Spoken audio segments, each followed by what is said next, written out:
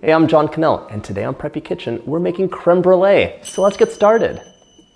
First off, we're gonna grab some precious vanilla beans. I'm using one for this recipe. Cut it down the middle. Look at all these thousands of vanilla beans in here, it's amazing. That is a ton of vanilla flavor on my knife. Now, in a smaller medium pot, we're gonna add 3 cups of heavy cream, add our vanilla beans, as well as the vanilla bean pod. Put this onto medium heat. We're gonna bring it to a scald, and then we're going to let this just infuse for 15 minutes. We're gonna have our oven set to 325 and heating up, and we're going to separate 5 eggs. The yolks are what we're using for this rich custard. Right now we're gonna add half a cup of sugar, pinch of salt, and 1/8 of a teaspoon.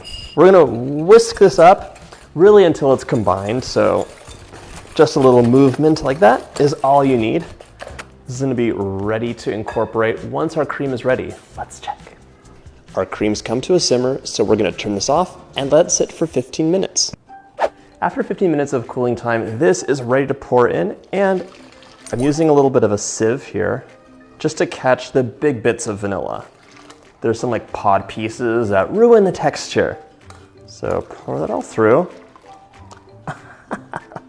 I see a bean.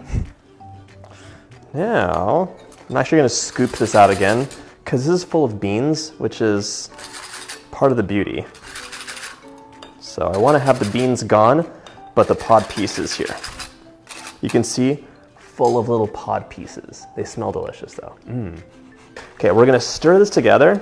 Part of waiting 15 minutes was so the cream wasn't burning hot and didn't cook the eggs. That's ready to pour into our ramekins. We're gonna use really hot water to even the temperature out so our custard bakes evenly. So fill this container about 1/3 of the way up with really hot water. We're gonna fill these up just like where the lip is.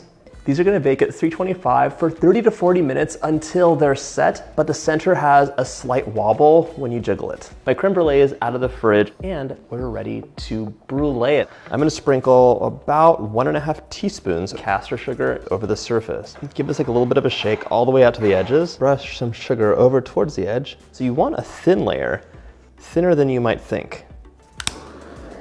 So move your torch around. You want like a lighter amber color. If you go too dark, what's gonna happen is burnt sugar, which just tastes bitter. Then move the heat as you go along. It'll continue to burn even after you move things around. It's golden amber and just right. Just continue and serve immediately or within like half an hour or so. It's so good. I'm just gonna keep eating this. You make this though, and I'll see you in the next video.